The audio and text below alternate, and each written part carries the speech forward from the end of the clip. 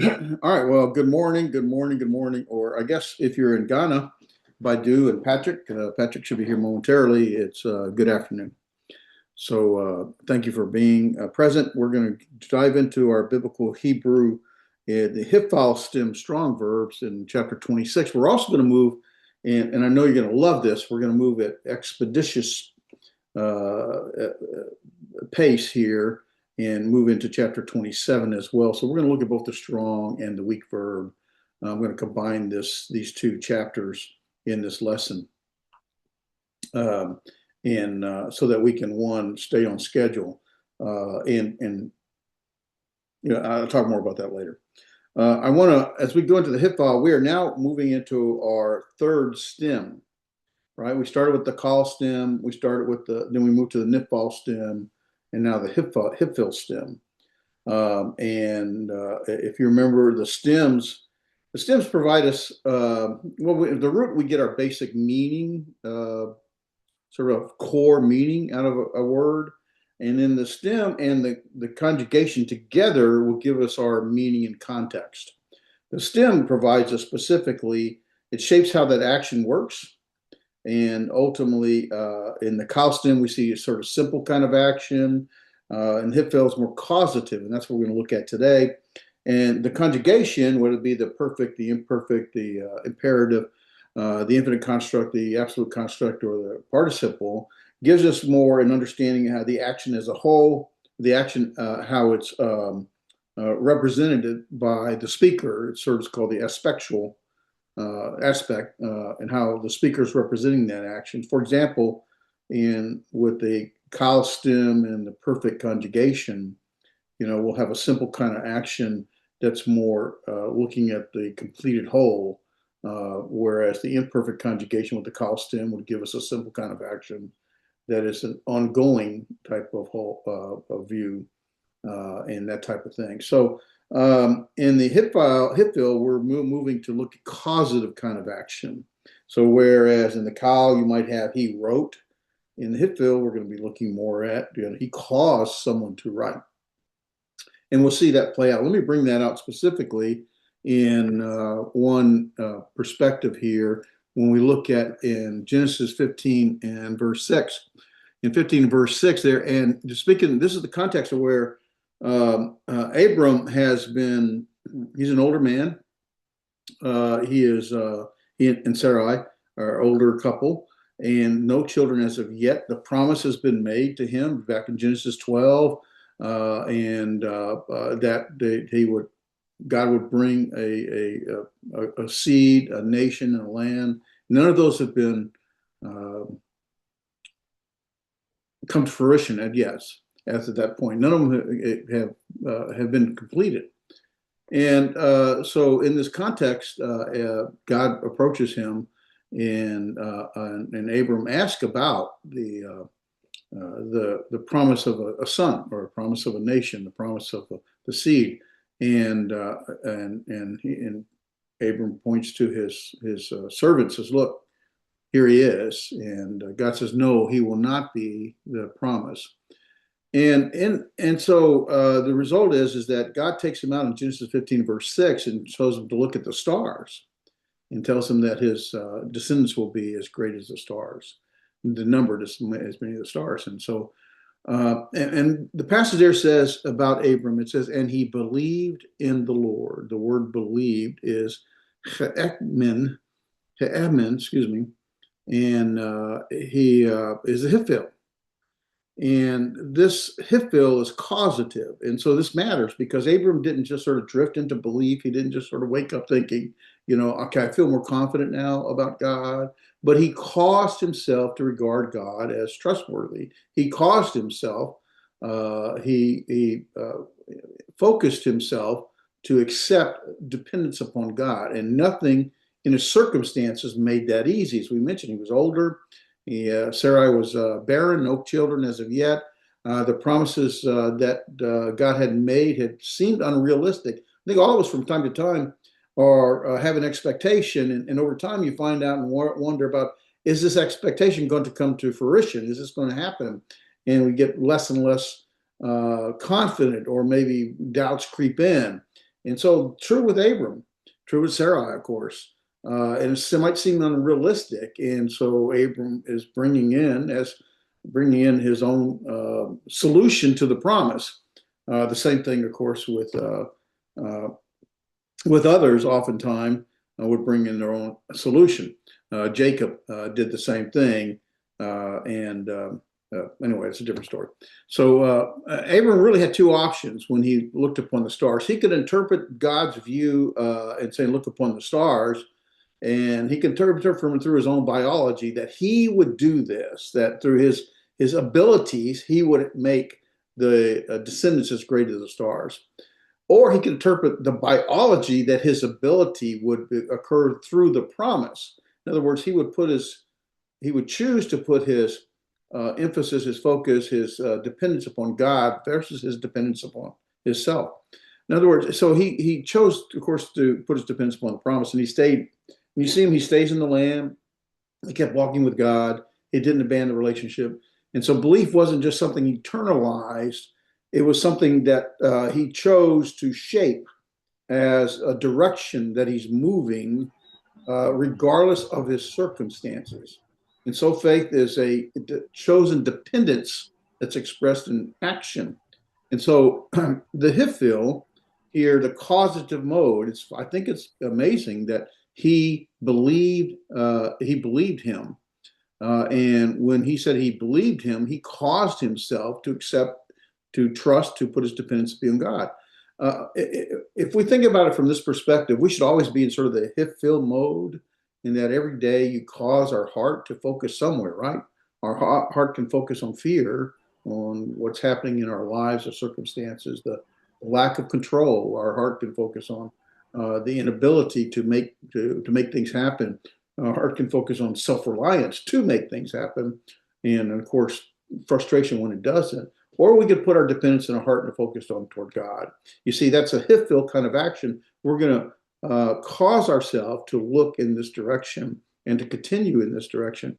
So when you think about it, faith is not necessarily the absence of doubt. Doubt exists all the time, but it's the decision about which voice in our lives wins when doubt speaks up. Is it my voice in that my insecurities or my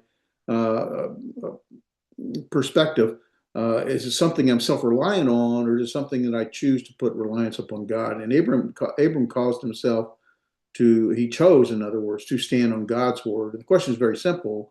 What are we causing our heart to treat as solid ground today? What is it? Is it ourselves? Or are we choosing Hiphil, causing our heart to choose dependence upon God, regardless of the circumstances around us? And I think that's the significance in trying to bring out the Hiphil and with regard to how it functions. And I just changed something. Let me figure out what I did here. Okay.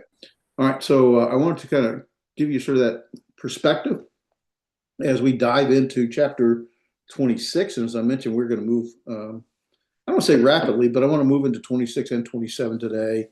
I think once we sort of get a handle on the Hiphil, then the strong verbs, for the most part, with the exception of biconsonantal, weak verbs, most of the weak verbs are very consistent. And we've already seen the exact same thing in the Niphal.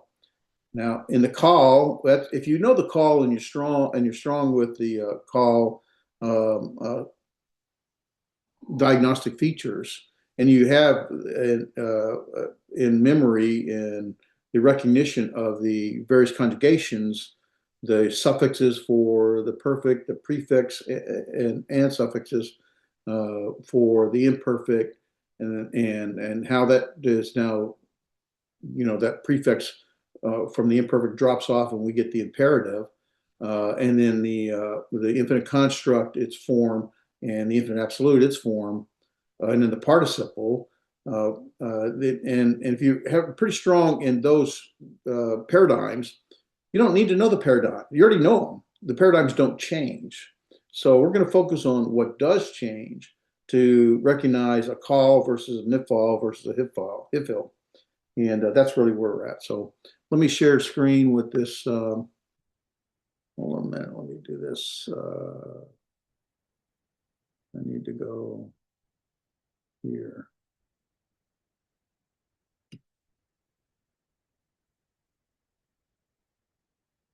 Does that make sense? Any questions for anybody while I try to pull this up and make it work? Morning, Patrick. How are you, sir? Good morning, Dave. I'm doing very well. And Good. you? I'm doing well. Thank you, brother. Glad you guys are with us. All right, now I want to go, let's see here, I think. And,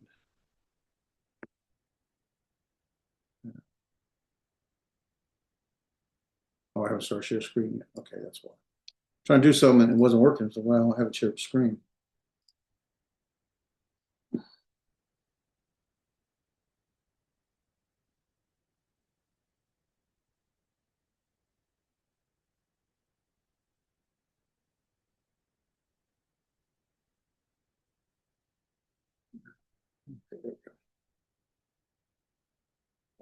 Okay. And what is this screen?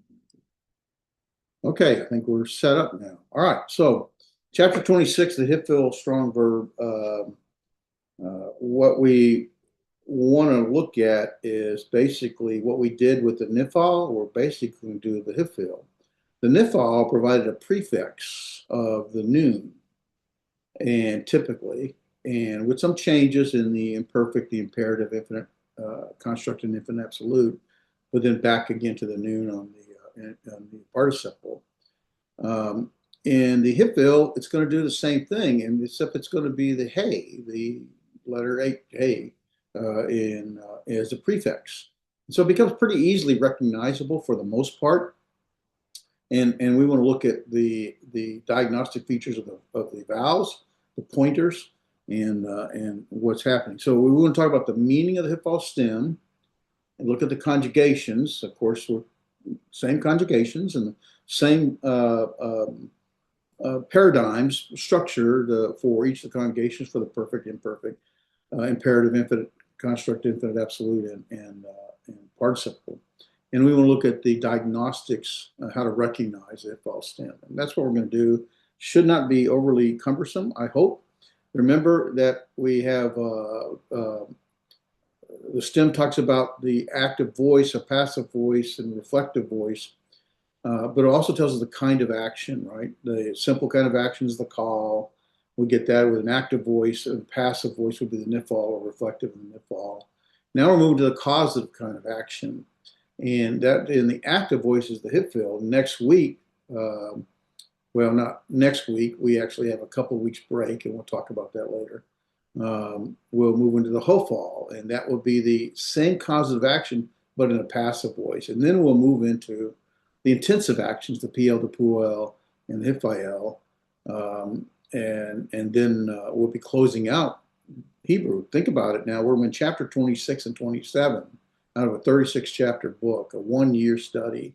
We're nearing the end. You guys should be commended for that, and pretty happy with everybody and the work that you're doing. So anyway, that's where we're at with this. When we talk about the meaning of the Hiphil, really the primary thing is causative. It's an action with an active voice. I made some notes. Let me find my notes here. Well, I'm going to bring that up in the next note. Causative action with an active voice, such as Hitzkir, that he caused to remember. Zakar would be in the call to remember, or he remembered, right? But to put it in Hiphil means we're going to make it causative. So Hitzkir would be he caused to remember, or we might say it in a more idiomatic way, a more natural way of saying is he reminded him. Both show a causative kind of role in the subject doing the action. But you can also get various other similar related kind of functions of the Hiphil.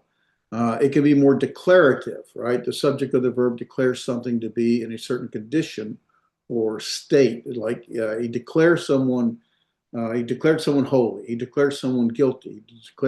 He declared somebody clean. The priest declares someone clean when they come to them. So for example, in Hirshiu, they declared somebody guilty in the Hiphil form, and so that would be the resh, shin, and ayin root in the call. That would be rasha, and that would be he uh, in the active voice. How would you do active voice? Well, see, that's the thing.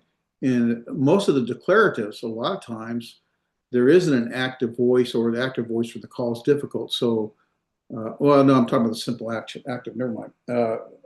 So, how would you do declared someone guilty, or not declared, but he is guilty? Would be more to be guilty. He is guilty. In the perfect, it would be more.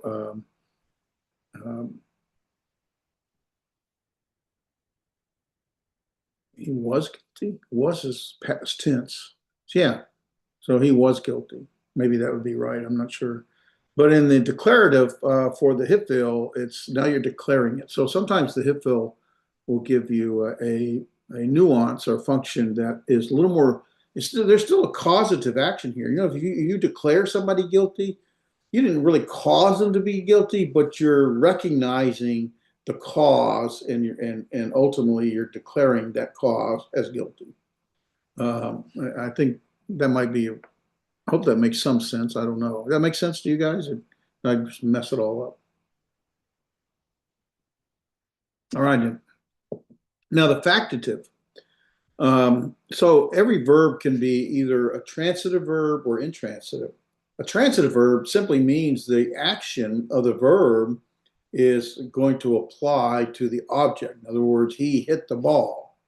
Well, that hit is the verb, and it's transitive because there's an object related. The hitting occurs to the ball. An intransitive verb would mean there is no object. It's not necessary. And so you could change the Hiphil can change the meaning from refractative to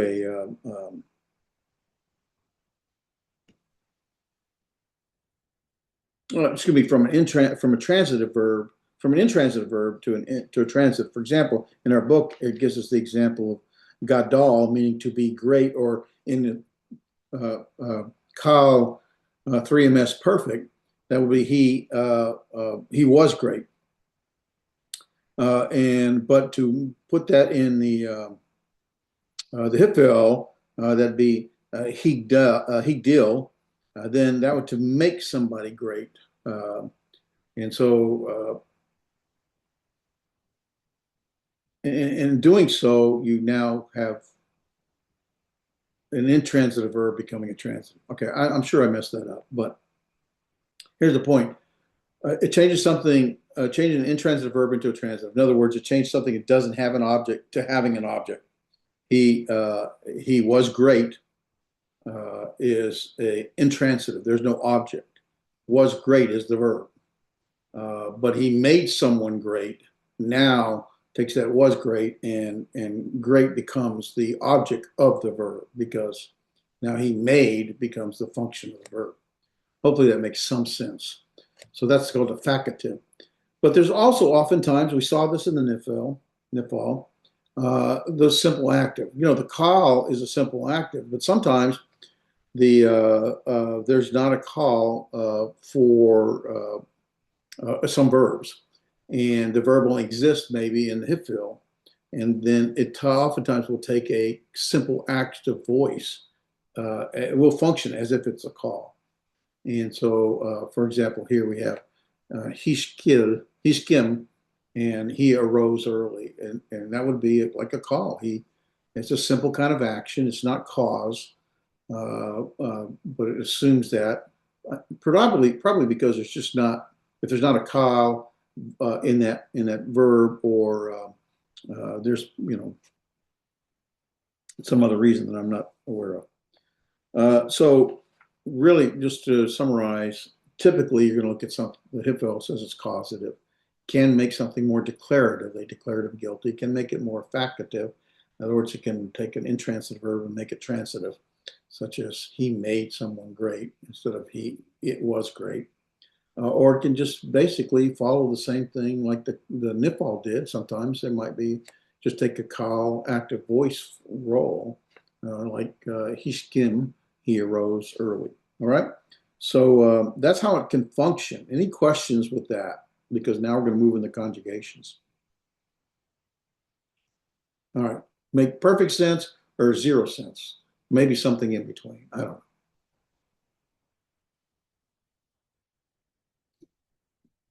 know. All right. Well, everybody's talkative today. All right. Here's some of the top 10. And I did put this in the LMS for you so you could have it and just to get a feel. And I want to spend a little time on this. And if we go to the first verb should be bo, and you see that the call is to go in or to enter, and the Hiphil is to bring in or come in. And so in the Hiphil, it would be he brought in, or the in the call it would be the man entered the house, bo. But in the Hiphil, it would be he brought the man into the house. He causes. So the call, the subject performs the action, the motion. In the Hiphil, the subject causes someone else, the subject of the call, to become the object. And that's kind of how it differs. The next one is in red, and it's red because you see there is not a call. There's not a verb for nakah, to strike, and to smite, to beat, to strike dead, or to destroy. There's not a call form, or it's not used in the Bible. And so basically, the Hiphil takes sort of the role of the simple kind of nuance. And so, because there is no call, basically, hika in the call, there's no usage of that. So in the Hiphil, it is. Is a Hiphil.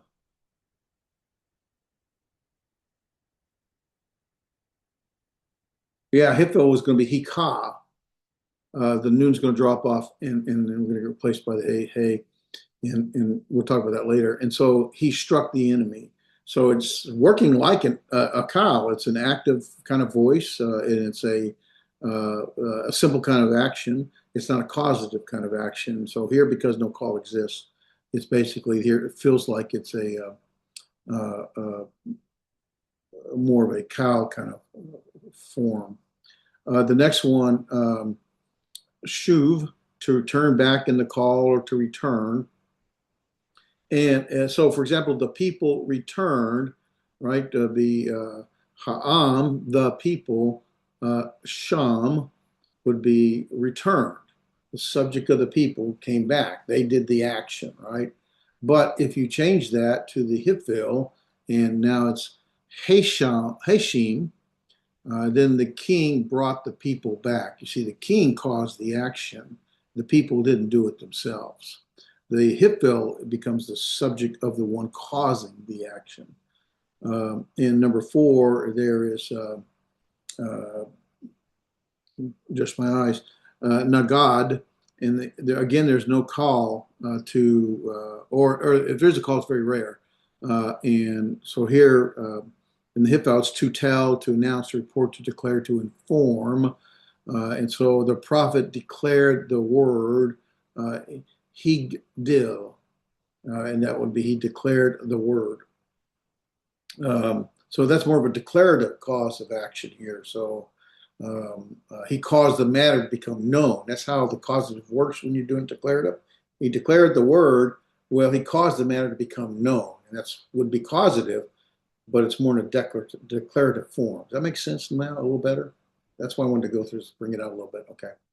All right. And so for number 5 is yatzah, to go or to come out in the cow. But in Hiphil, it's caused to go, come out, or to lead out, or bring out, right? So in the cow, it would be like ha'am, the people, yatzah, the people went out.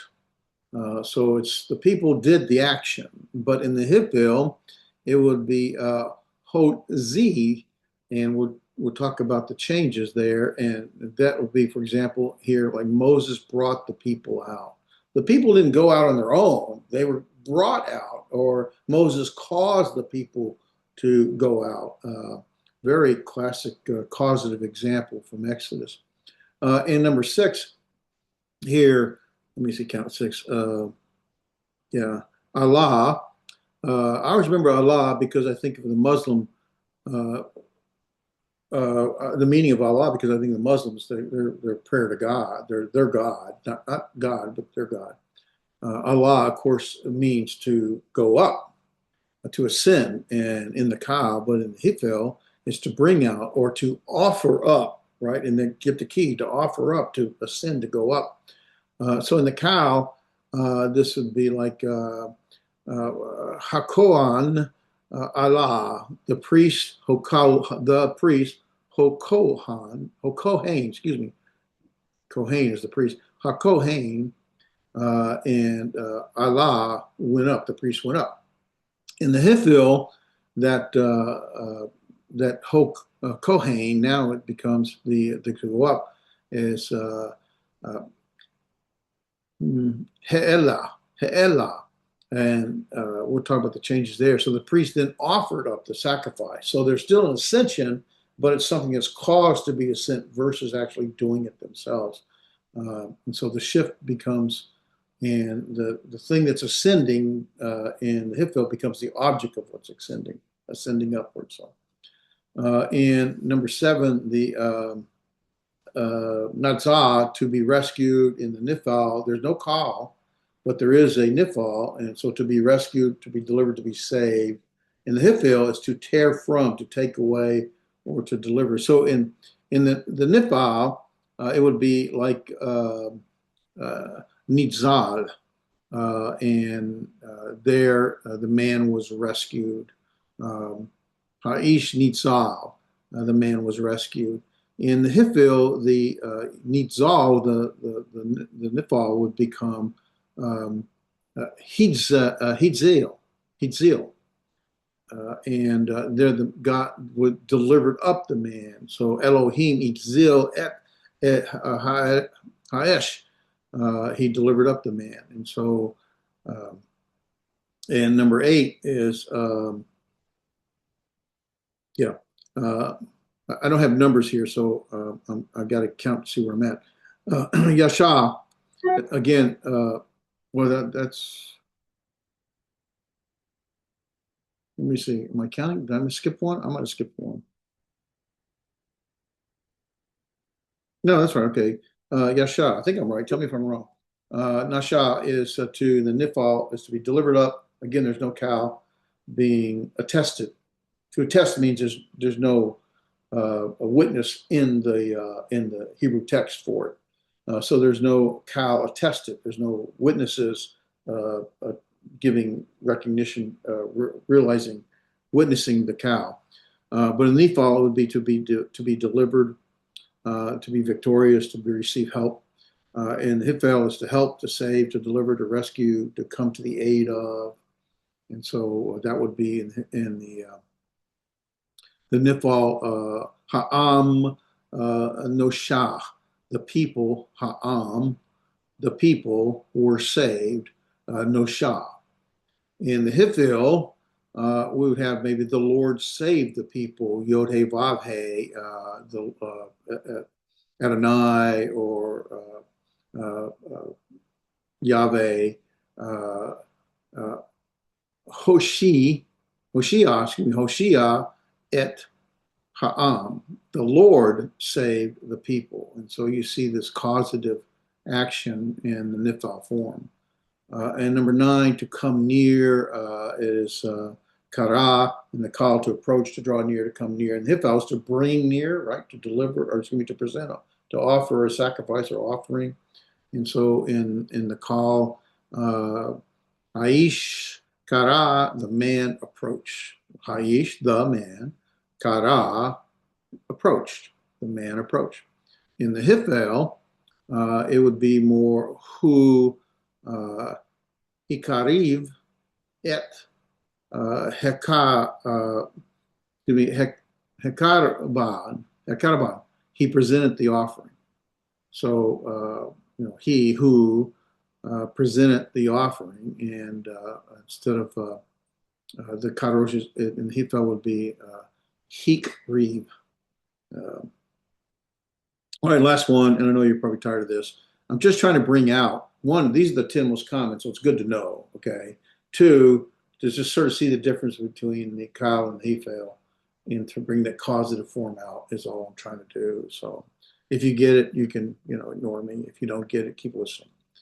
Um, so in the last one, Yalad, that is to bear, to give children, to bear children, to give birth, to bring forth, to beget. But in the Hiphil, right, it's going to become the father of, to beget. We see he beget so and so, so and so beget so and so. He became the father of. He became the father of.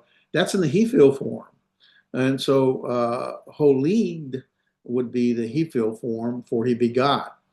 In the call, it would be Yalda, the woman bore a son, for example. Haisha, Yalada, Bain, the woman, Haisha, bore Yalada, a son, Bain. And but in Hiphil, then it would be the man fathered the son. So it'd still be Haish, the man. It'd be Holid, Bain, the man fathered the son. And so the action shifts to who's causing the action versus the one doing the action. Does that make sense now? Does that help a little bit? Everybody bored to death, or you're like, man, this is great stuff. I love it. Thank you. Brother, Somewhere these are the most used in the Bible, right? most top 10 most common, yeah, Hiphil verbs, yeah. Now the Okay. Hiphil, by the way, if you notice in your book, Hiphil still occurs 9,496 times, so almost 9,500 times. It appears in the perfect 2,684 times, in the imperfect 4,063 times, in the imperative 740, infinite construct 951, infinite absolute 223, in the participle 835 times. So it's quite common. And see, these are the most common, and so they're good to recognize. Some of these are biconsonantal, and so they're weak verbs. That's one reason I want to combine the strong and the weak. And a lot of these are biconsonantal, like the first one, bow. It's biconsonantal. You only really have two consonants, right? You have the bait and the olive, and the olive's a weak for consonant. Shuv, you only have two consonants. You got the shin and the bait. So a lot of these are weak verbs, or have weak consonants, or and that type of thing. So I want to kind of combine that a little bit. Brother, Yeah, so please go ahead. just to see if I understood that. So those verbs will change with the prefix and the stem vowel, but they will translate as a simple action, Okay, or not so exactly. not all these will translate as a simple action. All right, so notice this. Let me point out something here, if I can get this out of my way. Notice, let me get my thing here.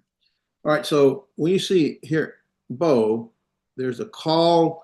In other words, there is in the Hebrew Bible, it's called being it's a attestation. It's attested. It's in the Hebrew Bible. There's a witness of the call form to go in to enter. There's also a attestation or witness of the Hiphil form to bring in or to come in. And for nakal, there is no call form. It doesn't exist, or it may exist in secular, but in the Hebrew Bible, there is no attestation. There's not attested to. There's no witness, and there's no usage in the Hebrew Bible in the call form. So you get the Hiphil, and typically those are going to be translated as if it was a call. That's the difference. Does that make sense now? Does that help? So a lot of these in red, they're in red for that reason, right? Notice there's a Hiphil, there's no call. So when you look at our lexicons, they'll say, okay, call is this, Hiphil's this, Niphil's this, different meanings of the same verb, right? We typically are looking at the call perfect 3ms form is our lexical form, right? This should be the call perfect 3ms, but we don't have a call perfect 3ms for nakah. And so, although they're picturing, okay, they're picturing na, ka, that is a call perfect. 3ms form. So that's a call perfect 3ms, but it's not attested in the Hebrew Bible. We only find the Hiphil form in the Hebrew, and we're going to talk about the Hiphil form today. Okay, so these are not the Hiphil forms. These are all what you would find in your lexicon, right? And typically call 3ms. That's what our lexicons are almost always at, right? VERFE. So mostly always, okay? And that's what you're seeing here. And some of these, basically, there is no call attestation. There's no call witness. There's no call usage in the Hebrew Bible. But here you have the Nephal and the Hiphil. Here you have Hiphil only. So you find this Nagad only in the Hiphil form in the Bible. That make sense now? That help? Y'all see how that works? Okay. All right, good. All right, so now let's talk about how to recognize the Hiphil form. The most important diagnostic is going to be just like in the Nephal is the prefix nun. Here it's the prefix hey. Now you've seen the prefix hey before, and we're going to show you how to differentiate it. But it's the most important diagnostic feature here is the Hiphil. The Hiphil is the hey stem prefix. It's added to every single form of the conjugation, and that makes it a lot easier. Now, it does drop out in some cases, and it does modify in some cases, but that's generally recognizable. There are clues to recognize that, but it is added to every single form. And so in the perfect, the imperative, the infinite construct, the infinite absolute, the Hiphil stem is the hey with the heric. Hey, heric, right? Hey, heric. Well, put the heric down here where it belongs. Hey, heric. And that is the Hiphil stem prefix. And then the imperfect and the participle, we'll find that the Hiphil stem has dropped out and it's going to get replaced with this potic. Normally in the imperfect, you'll see a heric, but what happens is we'll see a potic here on the imperfect. And the same thing on the participle, we're going to see that. But it's a different form, and we'll show you that in a minute. The stem vowel for the Hiphil stem is normally a heric yod or sere. So normally it's a heric yod or sere, and it will alternate between those two. But those are very critical to recognize. Stem vowel. Remember, stem vowel is root 1, root 2, and root 3. Stem vowel is root 2. There's 1, 2, 3. That's called the stem vowel. So there we got the vowel heric yod, the vowel letter, and here we got the vowel sere. So most often we see those two vowels as our stem vowel throughout. Now there's some exceptions. As a matter of fact, the very first exception is in the perfect, but it's something we're already used to, so it's not new. These diagnostic features are, if you can remember and recognize and know those, that's what is going to make the difference. You don't got to do all those paradigms again. You already know the perfect paradigm, the imperfect paradigm, the imperative paradigm, and then the others because they don't change.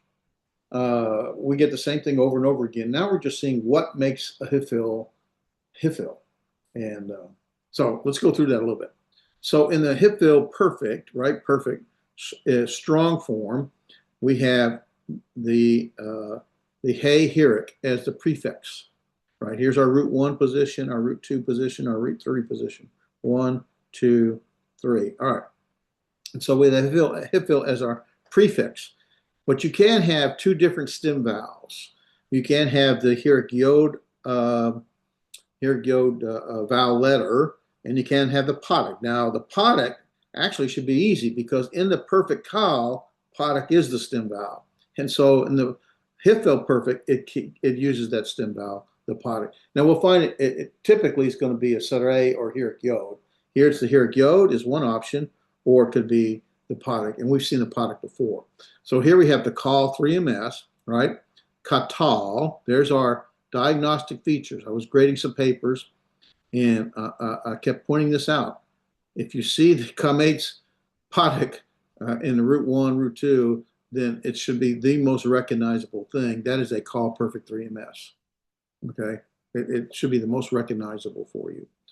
And to make it a causative form, then we're just going to add the hey heric, and we're going to change the stem vowel. The stem vowel is going to generally be a heric yod vowel, or it could be the podic, right here, here, here, and here, and here. So basically, well, I guess mostly it's the podic, and then you have two places, the 3FS and the 3CP, where it is the heric yod stem vowel. Okay.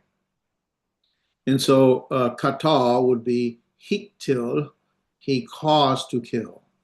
And I know someone in one of the papers and tests, that little methic right there tells us that this kamates is a kamates and not a kamates hatuf, or kamates hatuf, kamates. I always get it all mixed up all the time. And if I was an expert, life would be a lot simpler. Where's the two different kamates? Kamates or the kamates hatuf. Yeah, that's what I said. Okay, I was right. Yeah, the kamates hatuf has the shorter O class vowel. And so that little method tells us that's a kamates, not a kamates hatuf. So that has the A sound to it versus the O sound. Okay. And let me clean up a little bit here.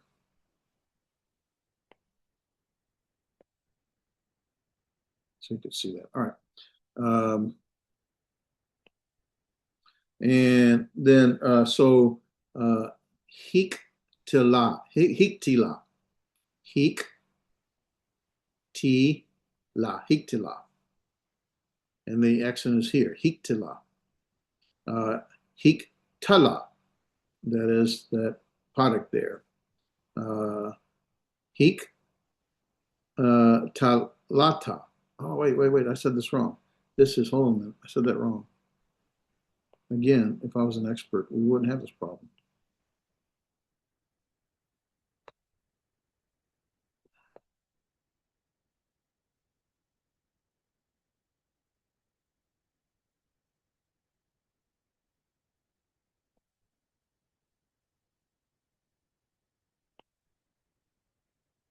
Where we're at. So,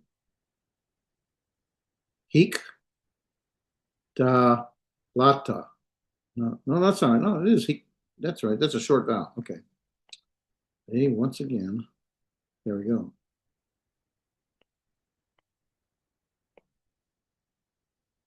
Here, here, here. So, hik tal ta. Hik tal ta. Hik tal. Hik tal. Yeah, hik tal ta. Hik tal. Tal ta. Tout. Hik tal ti. Hik ti lu. Hik tal ten. Hik tal ten. Hik tal nu. All right. So my pronunciation is not much better than y'all's, but we'll keep working at it. Okay. Does that make sense? You guys see it? Yeah. All right. Good.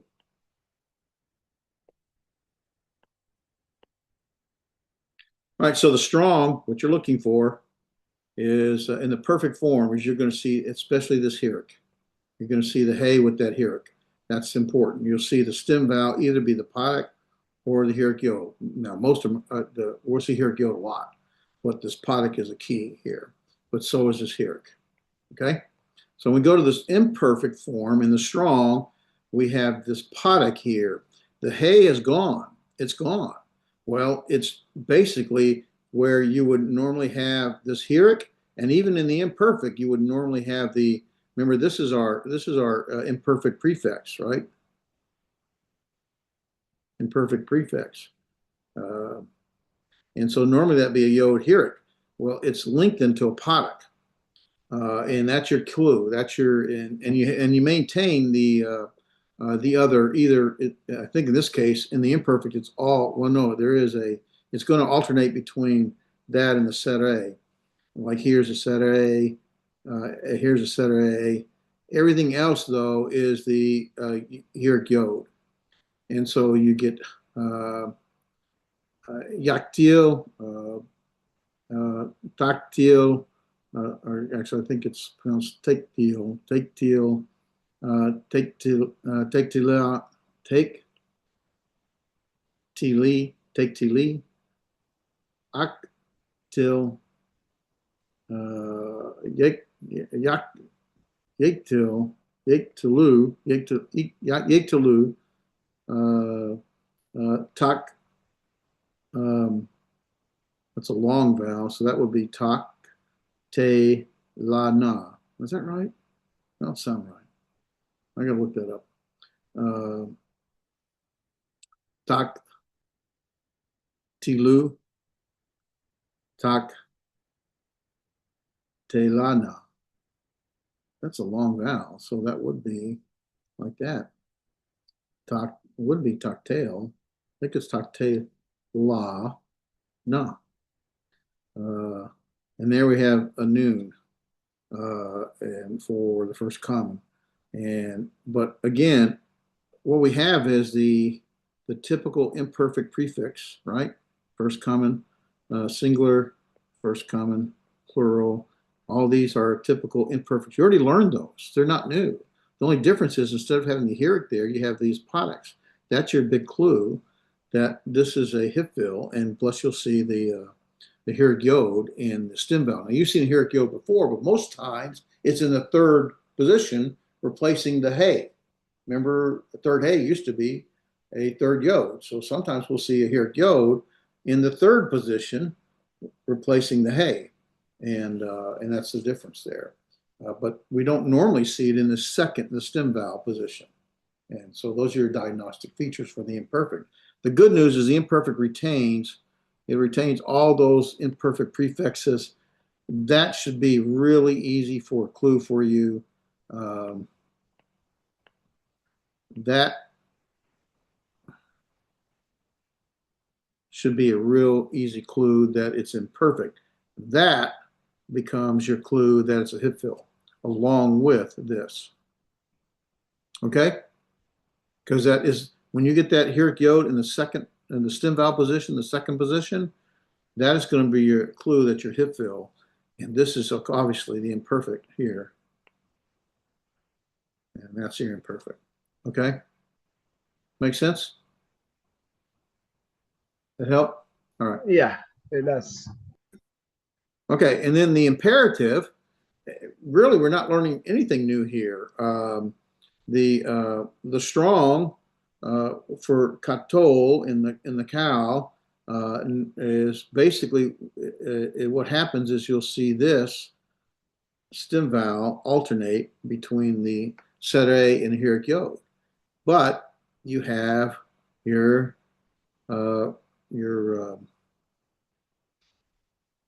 hey in the prefix form, the Hiphil prefix form, but it's going to be this potic, and typically the potic is a very strong indicator it's Hiphil.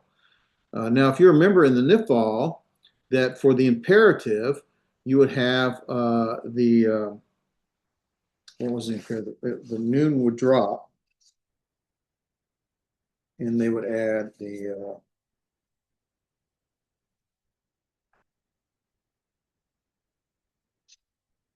yeah, okay, okay, you'd have, I was thinking, for in the imperative for the Niphal, you'd have the noon would drop, and so you'd get the hey as a prefix with the Herrick. And then you'd have in the first root position, you'd have the a doggish forte with a comates.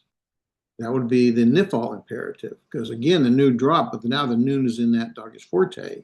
Here, the noon is in that potic, or the, not the noon, well,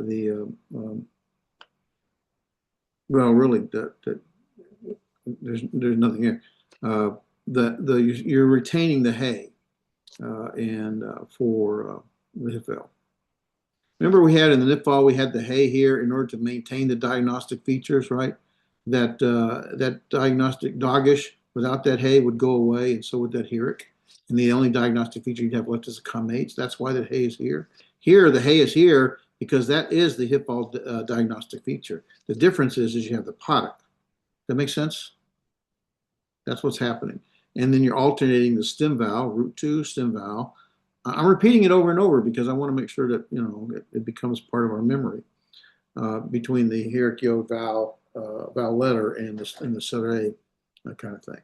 So basically, our strong is going to maintain the hay for the Hiphil, and we'll have the potic here is actually the consistently have the potic as the prefix vowel letter, except for the perfect. The perfect will have the heroic.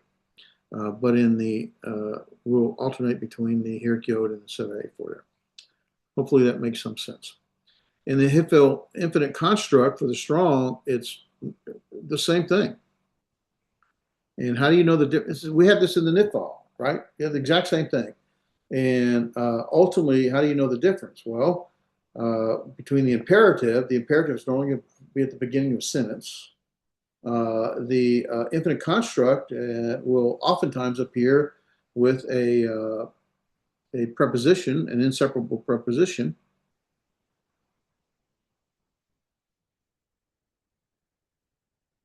%90 of the time, and normally it's not the first letter in the sentence. So it should be context will help you recognize the difference. All right, and so here's the thing: you've already seen this heroic yod throughout all the Hiphil forms for the second root position. You've already seen this sere also throughout for the second root position. But what happens is the infinite construct, you only see the heroic yod, and the strong, for the absolute, you see the sere. That's how you differentiate between the infinite construct and the infinite absolute, is that vowel letter. Okay? Make sense? All right. And then the participle. And what time is it? So I know. Okay, it should be all right then, I hope. And the participle, here's the difference. In the participle, that hey changes to a mem. And you're going to see the mem in the participle through most of the other stems that are coming up. The hofal, the pl, and the pual are going to use the participle mem, and that becomes very recognizable. Oh, starting with a mem, that could be a participle. Now, what kind of participle? Hiphil, hofal, pl, pual, that's other diagnostic features. But again, we have the potic, and we have our heroic yod. And that's really all there is to that thing. Now, we have one place here where it's not our typical vowel letter. I'm trying to remember why. I think I know I wrote it down somewhere. I just don't remember where I wrote it.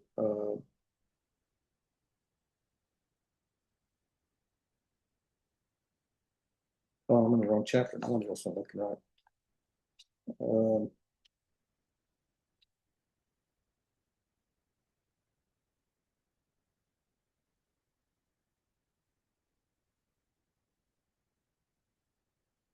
I don't know where I wrote it down. I don't remember. Okay. Our major diagnostic feature is the mem with the potic. That potic will differentiate between some of the other forms. And then again, we'll see the same heroic yod, except for in the feminist singular. Remember, there is no person. There is no person in a participle. Participle is a verbal adjective. So as a verb, there is no, as a verbal adjective, there is no person. So, but we do have our potic here. And so when you talk about the participle prefixes from what's called the derived stems, right? Derived stems of the Niphal, Hiphil, Hopel, Pl, Pual, Hiphil. It's derived from the cow. They all come from the cow, right? Typically, we have the noon for participles. But look at all the rest of them. We'll have the mem as a prefix. The Hiphil, Hopal, Pl, Pual, Hiphil. So it becomes pretty recognizable. There are other features that will tell us the difference. Potic, comates, Segol, or Shava, and the heroic. So there are other features that will tell us the difference between those, but once we start getting to the Hiphil, basically that mem becomes very recognizable for participle. And so you want to really kind of remember and recognize that. Any thoughts or questions? All right, now just put it all together in the Hiphil strong verb diagnostics. Notice the hey, the hey, the hey, hey, hey, hey. The difference here, perfect, is the heuric, right? Everywhere else is the podic. And that's what you're going to see for everywhere else. To differentiate between the perfect and the imperfect, for example, is the hey is really dropped, but we see the podic here. And normally, remember, you would see in the imperfect the heuric. You'd see that the tav, heuric, or really the olive, sigo, or whatever, the noon, heuric. Those would normally be our imperfect prefixes. But here's the podic.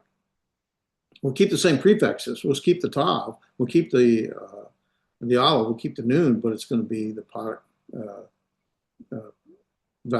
prefix vowel. What else do I want to bring out here? Yeah, very consistently the heuric yod root position, except here. Now that's how I could differentiate. You have infinite absolute, infinite construct.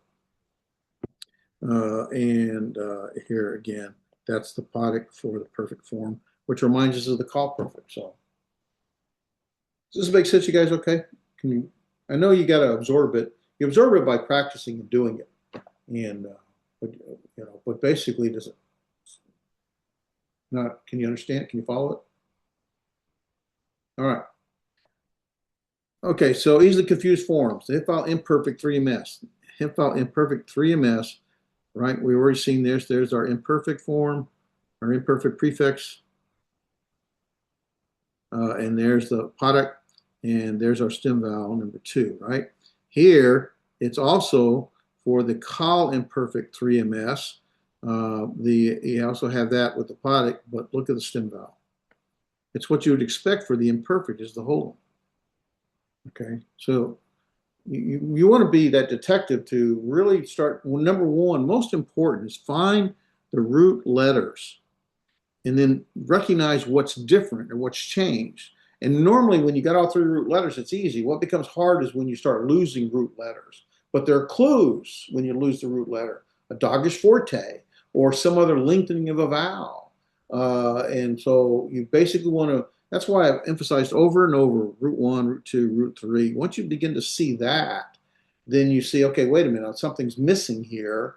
Then you start playing detective. Well, now there's a doggish forte here, or there's a. Normally, I would expect to see a heuric here in the imperfect prefix, but I got something else, and that starts to give you clues of what might have changed. Okay. What else do we have? Okay, so also easily confused forms. Hiphil perfect 3ms. There's our perfect form, right, with the heuric. There's our perfect form in the root 2 position. The Hiphil imperative 2ms or the infinite construct were the same, right? Looks the same here, but there's our doggish. That is the noon for the Hiphil. And there's the lengthening with the com-h. So you want to remember that. Also, the infinite absolute also looks the exact same thing. You don't want to confuse it, but these look exactly the same. But remember, in the imperative form, it's normally at the beginning of the, it's commanding you, go, do. But here it's typically an infinite absolute or infinite construct form. Right here would be most times it's going to have the inseparable prepositions with it. That helps 90% of the time, not always, and help differentiate that between that and the absolute. Okay, and that's it for that. So I'm going to move to the next chapter. I don't know if I can get through it or not, but we'll see what we can do. Let's see.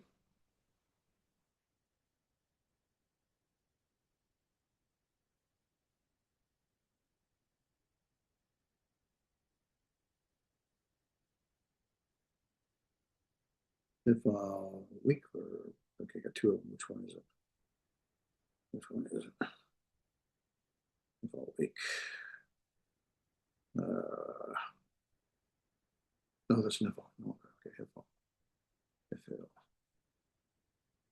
Hiphil strong.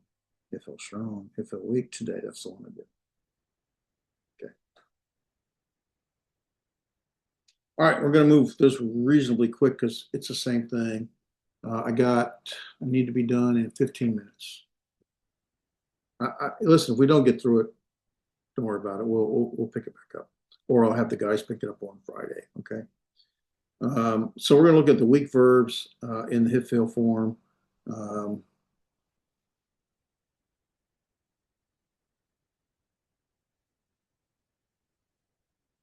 Okay, the weak verbs in the Hiphil form. And we'll start with the first guttural. Here's the nice thing. The first guttural is no changes. It's the same thing. Everything we've already seen, everything we've already seen, everything we've already seen. There's nothing new for the first guttural except on the perfect form. But it's not new. You've seen it multiple times. In the perfect form, with the first guttural, typically we'll see either almost always the guttural doesn't take a silent or vocal schwa, right? Instead, it will take maybe a segol, what's it called? A segol or hatef patak or hatef segol. And so it's going to take one of these. Well, that's what happens. They takes that, it takes that, it takes that, it takes that, it takes that. And when it takes that, then the prefix is going to take whatever vowel letter. That's why that's apodic. That's why that's apodic. It remains the apodic there. It makes life easy. But here, it changes to the segol. You already know all that. So nothing new. Now you're just reminding yourself of it. So first guttural is really quite simple. You should have very little trouble recognizing it because everything remains the same except this. And the only reason that's the seglet, not seglet, segol is because that is a hatef segol. And that's the only reason. These are podic because they're supposed to be podics, but they're also podics because those are hatef podics. Okay. Now, first het, first ion, same thing. You really have almost no issues with this. I want to make sure I don't pass up any notes here. Make sure I had any here. Okay, so notice that, yeah, exactly the same, exactly the same. Everything here is the same in the perfect, in the imperfect, exactly the same. In the imperative, we do have one difference, but let's get everything else the same, same, same, same, same, same, no changes. Here is the only change, that right there. In the imperative form, you have two different forms. This is the same, no difference. You've seen that before. But here, one form, it used to be a sere in the Hiphil. Strong is a sere, but it changes to a podic in the weak. And it has to do with this being a third het or third ion. Gutturals love to be associated with a podic, an A-class vowel. They love it, and they seek it all the time.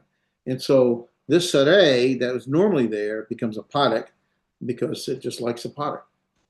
Now this is a unchangeable. These vowel letters are unchangeable, so it can't change. But this sere is not unchangeable. It can change, and it does to a podic. That's what happens. Okay. Everybody got the blank stares? Make sense? All right, guys. All right. I know this is lecture. That's why we have Friday discussion, okay? We get through it on here to help. All right, I got a few more minutes. The third olive, very simple. Really, nothing's new here except for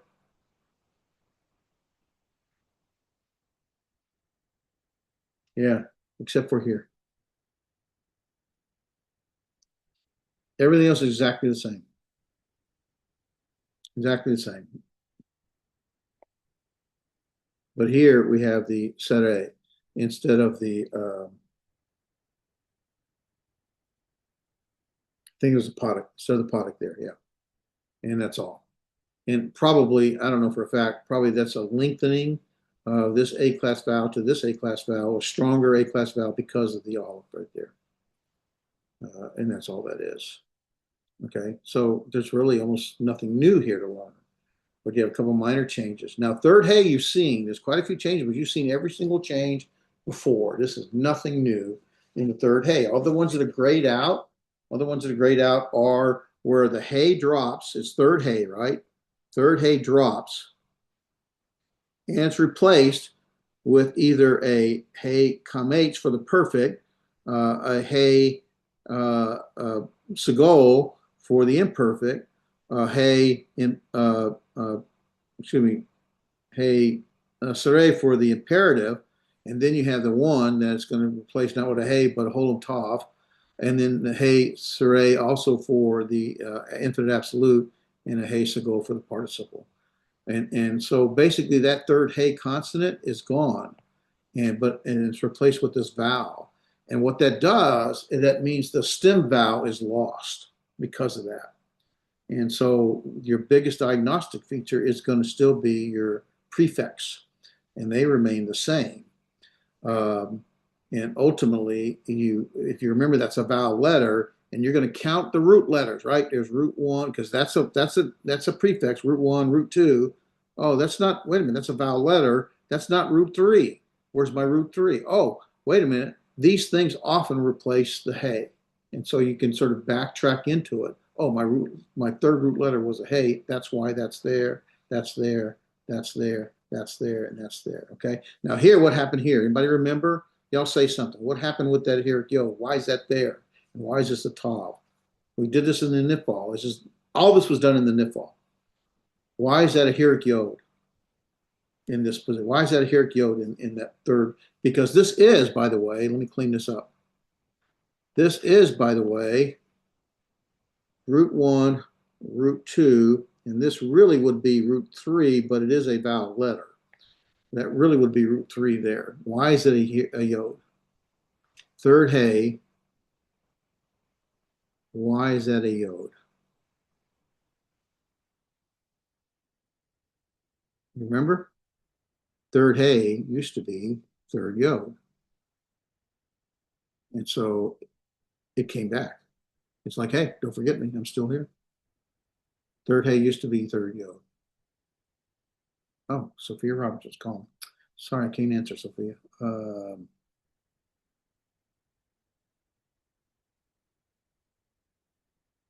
She's a lady needing help. That's all it is. Back to my presentation. Where's it at? What happened to my presentation? Did I lose it? No. There we go. Okay. And so for third hey, it's a little bit more involved, but you've already seen it in the third with the nifal. And ultimately, I only got 5 more minutes.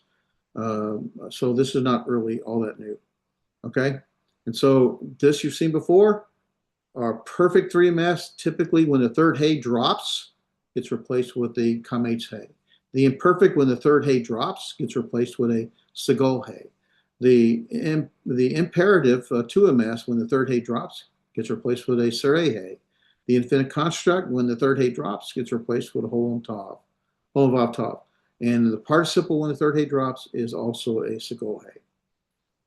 Nothing new. You've had it already before. It's like the third time you've seen this chart, at least third time. So first noon, very simple. The exact same thing that happened that in the nifal happens in the Hiphil, right? There's the first noon.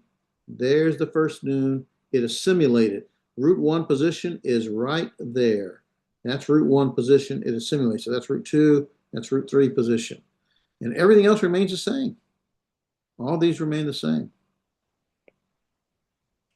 You just have that. Now, the problem is when you start to count, you say, okay, that's my prefix, all right, and that's my root one, that's my root two. Wait a minute, that's not right. That's not root one and two. This is root two, and that is your key. That's root one. Okay, because the nifal assimilated into that doggish forte, right? And it did that because the first noon dropped off. Or it drop off, it assimilated, right? Because noon's a weak consonant, and so it will assimilate oftentimes. You've already had that before. All right, and then same thing with the first yod. The only difference is here now, first yod used to be a first vav. So the vav comes back, but it comes back as a vowel letter, which we saw before, holem vav, or what we saw before, it came back either as a holem vav in the nifal, right? or it came back as this is a vowel letter, right? Or it came back as a consonant with a vowel and a dogish. But here it's all the whole involved vowel letter. Everything else is the same. Okay, you've already seen this, it's not new. Okay, and so here's the difference in Hiphil and Hiphil. First yod, look, holem vav, that is a holem, that is a consonant, or holem consonant, that's the vowel letter, vowel kamate, and there's the dogish. That dogish represents that nifal that's gone. But here, over and over again, it's this, because both in the first yod used to be a first vav. And that's why it came back. And so that's what's happening here. So here it's the whole vav letter all the time. In the nifal, it's sometimes the whole vav letter, or it's the consonant vav with the kamate and the dogish forte. All right, same thing. You've already seen this. And now the biconsonant can be the most difficult one. So I want to do this in, I got 5 minutes. The biconsonantal is we're going to see the same prefixes. And if you think about it this way, you're going to see the Hiphil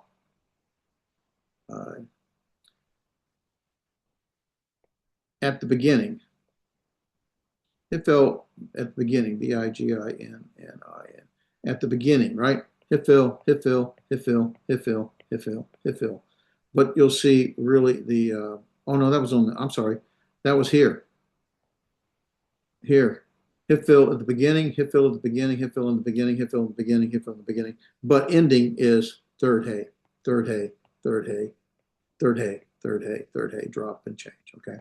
Now, I didn't mean to bring that here. That doesn't belong here. Let me change that. Let me get rid of that.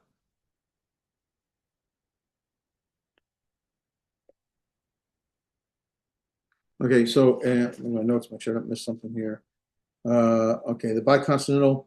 This is the biggest difference. We see the stem vowel, not stem vowel, the prefix vowel change, and they all lengthen, right? Kamates, kamates, kamates, kamates, kamates, and here it's sare. That was a potic. That was a potic. That was a potic. Now it's a hatapotic, and then the in all cases it's the here yod vowel letter. Well, here's the potic. I'm sorry, or the sere. So it becomes pretty recognizable if you see all that vowel letters really lengthened. What happened here? That is typically a biconsonantal. So when you think about, typically it's the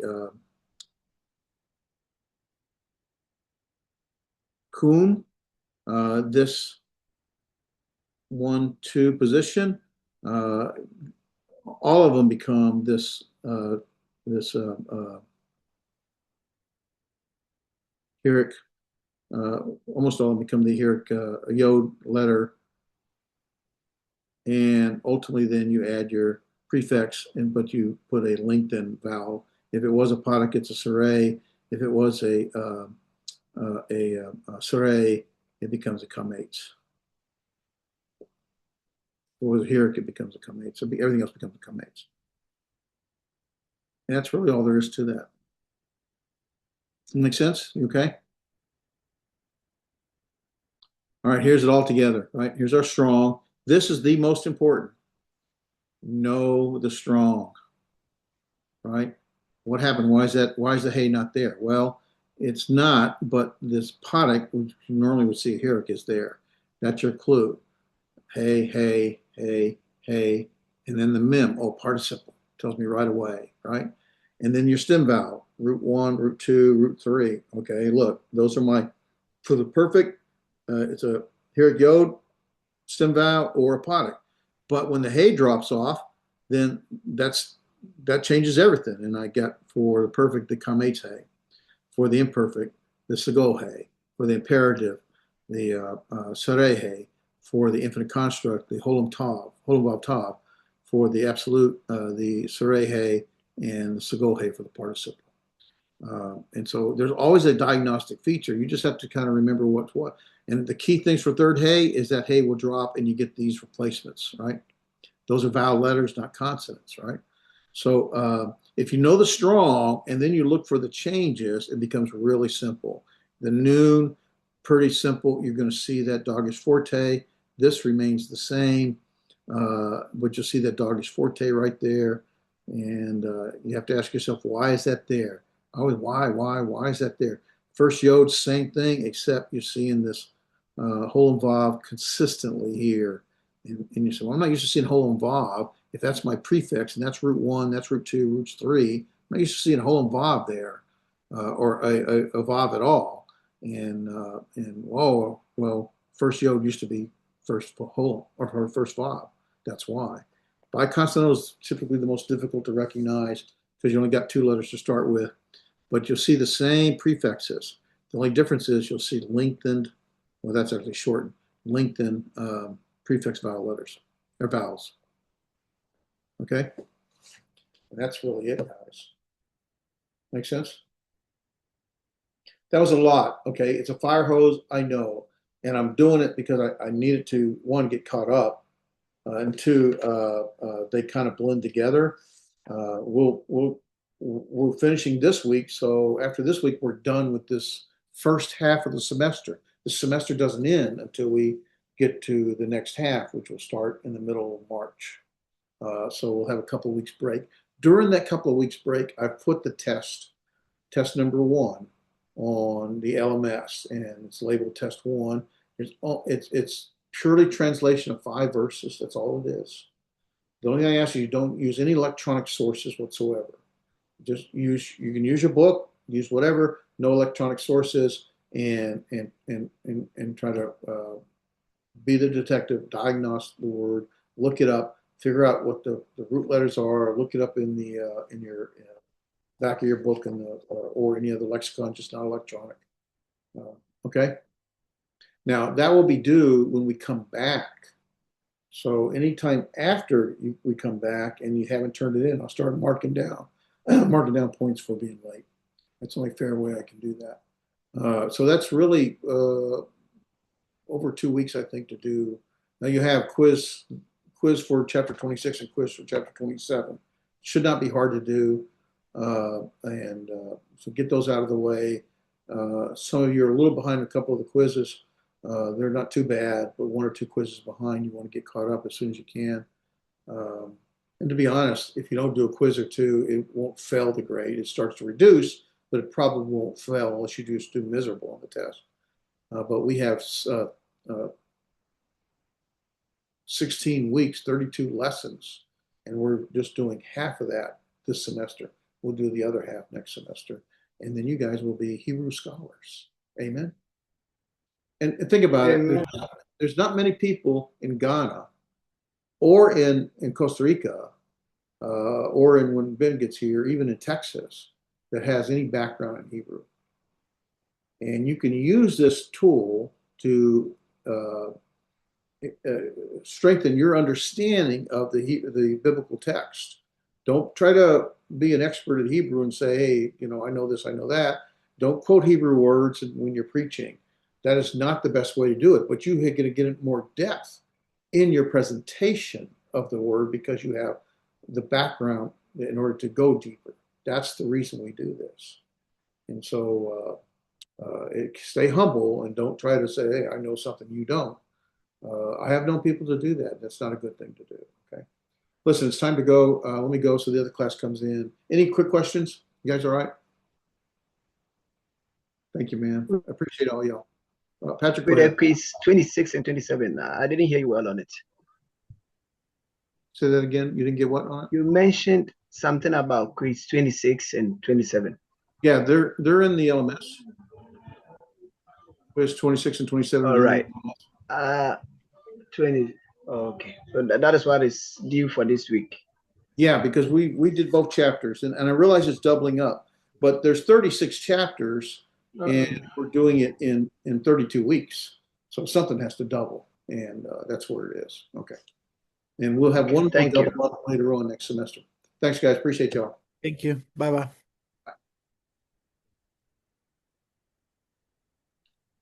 me stop share. Stop recording.